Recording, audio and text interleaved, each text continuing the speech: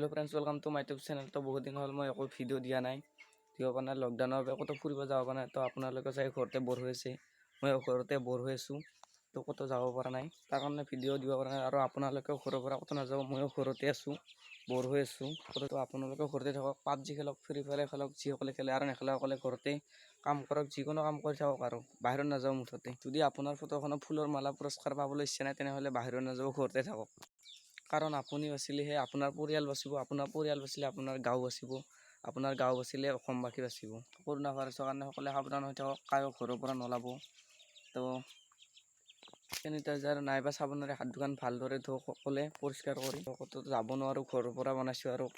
তো ভিডিঅ'টো ইমানতে শেষ কৰিম, ক'তো যাব নোৱাৰোঁ, ইমান এটা ভিডিঅ'টো ভাল নহ'ব। ঘৰৰ পৰা বনাইছোঁ, ঘৰতে আছোঁ, লকডাউনৰ বাবে ক'তো যাব পৰা নাই, ঘৰতে খোজকাঢ়ি বনাই আছোঁ ভিডিঅ'টো। তো ভিডিঅ'টো ইমানতে সমাপ্ত কৰোঁ আজিৰ। তো সকলোকে সাৱধান হওক আপোনালোকে।